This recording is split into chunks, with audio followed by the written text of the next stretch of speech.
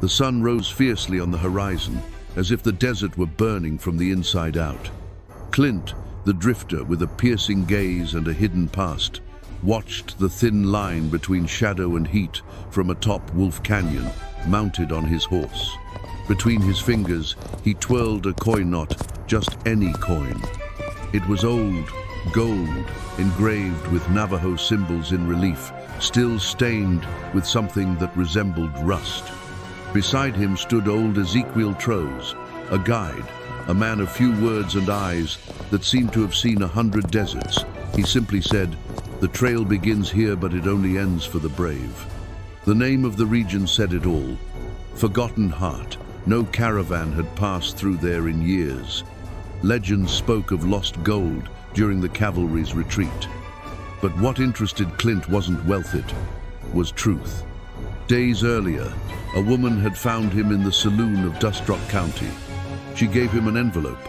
Inside, a map with coordinates showing where his father had last been seen. Her name was Helena Torres, a historian and daughter of a missing cartographer. She said her father vanished while searching for a lost chest that, according to rumors, contained Navajo gold taken from a federal train and illegally seized by the army long ago. "It seems to be buried in Wolf Canyon," she had said, her eyes filled with urgency. "My father wrote down everything he saw. Find that place." Now, before the cracked abyss and red rocks, Clint felt closer to uncovering something. The trail descending into the canyon was treacherous loose stones, twisted roots, and ancient wagon tracks hinted that someone had once passed through. But the signs stopped suddenly. "Someone erased the tracks," Clint murmured, crouching. Ezequiel just nodded, and they continued. By late afternoon, they arrived at a hidden clearing among rocky formations.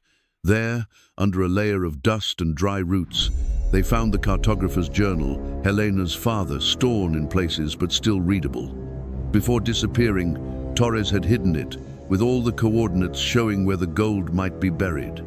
That night, the truth began to reveal itself. At midnight, sounds broke the silencery, like bones under heavy boots. Clint drew his revolver.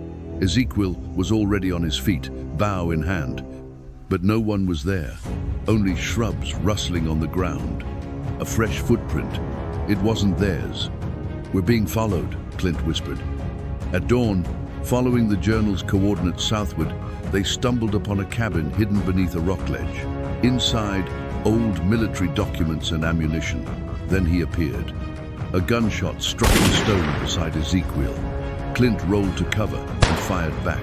The shootout was brief. The gunman retreated and vanished into the canyon like an armed ghost.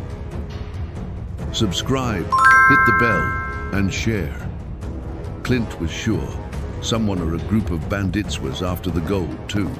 They moved on. Based on the journal notes, Clint and Ezequiel reached a deep ravine where the ground had collapsed centuries earlier. That was the place. They searched the area, and following the coordinates precisely, they finally found the chest hidden away. Yes, all the gold stolen from the Navajo was there. Suddenly, horse hooves. They had been followed, and the answer came with gunpowder. Armed men appeared from the canyon's flanks. Dirty uniforms, covered faces deserters from the old cavalry. Their leader, a tall man with a grizzled beard and calculating gaze, stepped forward with irony. "Colonel Rook, last patrol of Fort Misery, and you're in restricted territory." "There's no Fort Misery anymore," Clint replied. "It was abandoned." "Not by us," Rook smiled. "Hand over the gold now, drifter, or die." Clint looked at Ezequiel. A slight nod was enough. A second later, bullets filled the air. The fight was brutal but swift. Protected by rocks, Clint and Ezequiel acted quickly. Two of Rook's men fell early. Ezequiel, agile, used short, precise arrows. Clint, cold and calculating, dropped them one by one. The renegade colonel attacked with fury, unloading everything he had. Bullets flew from both sides, but soon, Rook, wounded and out of ammunition, tried to flee. Clint intercepted him at the canyon's edge. "You think you're a hero, Clint?" Rook spat. "We could have been rich." Clint simply asked, "What do you know about Torres' disappearance?" Rook replied, "As far as I know, he was wiped out by the Navajo.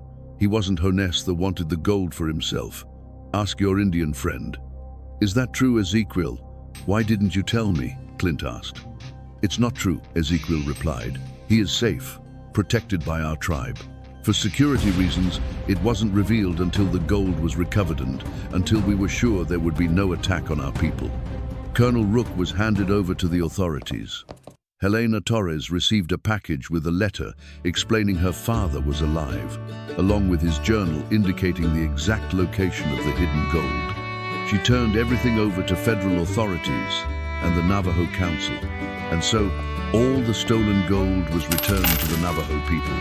Clint rode north toward the mountains, where the sunsets sing and stories still ride horseback. He wasn't seeking gold or glory. If you liked this story, watch the previous ones too. Subscribe and hit the bell to be notified of new and exciting stories. Thank you, partner. Until next time.